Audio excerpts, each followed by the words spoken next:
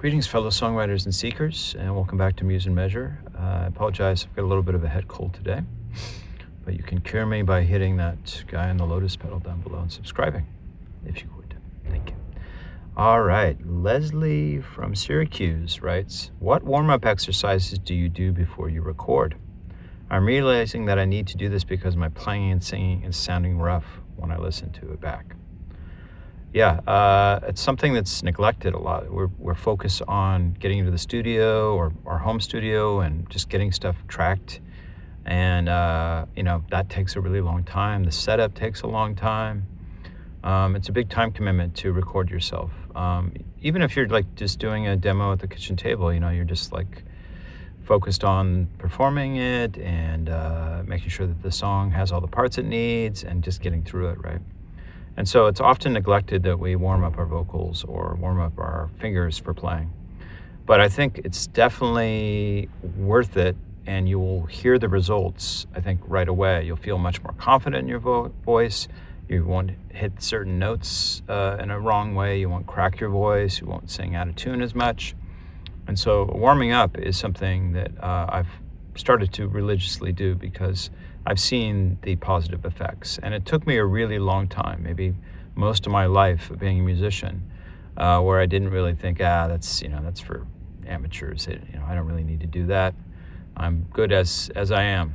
Well, that kind of, ego in there is really holding you back, because you can be even better than you are. And that's what this is all about, is improving and getting better.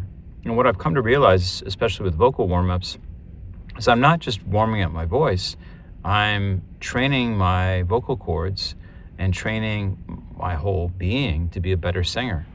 I've gained all kinds of notes on the high end as well as the low end because of these vocal warm-ups. So it's kind of a misnomer that they're called vocal warm-ups, because really it's vocal training, and it's like a practicing and getting better at the vocals. And it's pushing you into realms with your voice that you maybe are uncomfortable with, and maybe you don't write in those parts.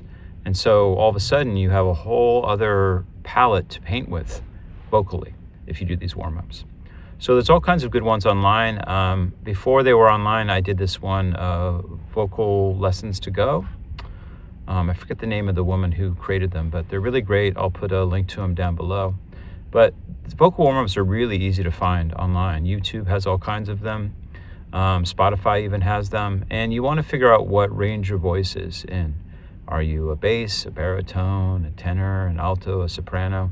Because there's special vocal warm-ups that are geared towards your range and geared towards that type of singing voice. So I do like a half an hour, like before I'm going to actually really record a demo or what I think is going to be the final recording. I'm about to do a bunch of vocal takes. And I tend to do a lot of vocal takes. I would do 50 or 60 if I could. And then after that, I go through and I comp, and I find the best little moments from each one, and I make kind of a Frankenstein master vocal take. But what I've found is that when I will warm up for at least a half an hour, it's so much better. It takes me so much less time to actually get to where I want to with my voice. Now, if I don't warm up and I just try to sing it raw and unlubed, I guess the word would be, unlubricated or unwarmed up, then it takes me a really long time to get where I want to with my vocals. But the warm-up really helps a lot to kind of hit the ground running. Now, the trick that I've done as far as habit stacking with this is I will run the vocal warm-ups as I'm setting up the stands and stuff like that. Now, this is not ideal because it's easy to kind of, slack off and not put your best effort into the warm-ups. So you have to have in mind, like, okay, yes, I'm setting up all this gear, but my main focus is that I'm doing the vocal exercises the way I need to. So you're singing at the correct volume, your posture is good, all those things. So if you are going to do a habit stack thing like that, just be careful that you don't just like, it's la la la la la la la la, and you're just like, la, la, la, la, la, la, and then you skip some, things like that. So be sure you give it the proper attention as you're setting up.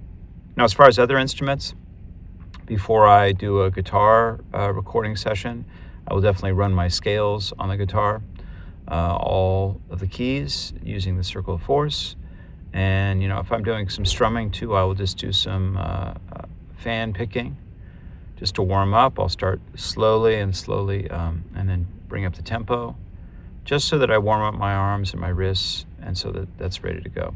And then I'll run the tune a couple times, just playing it, and just get it in my fingers.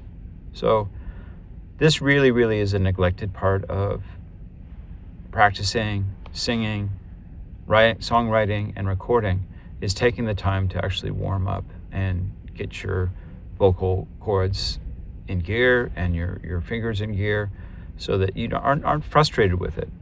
It's like if you're about to run a race and you just go to the track and you just start running as soon as the gun goes off and you haven't warmed up at all. You can compare that to the person who's actually warmed up, got their legs moving, done a little bit of stretches, the muscles are in gear. Also, it's mental warm up too. It's like getting in the right headspace.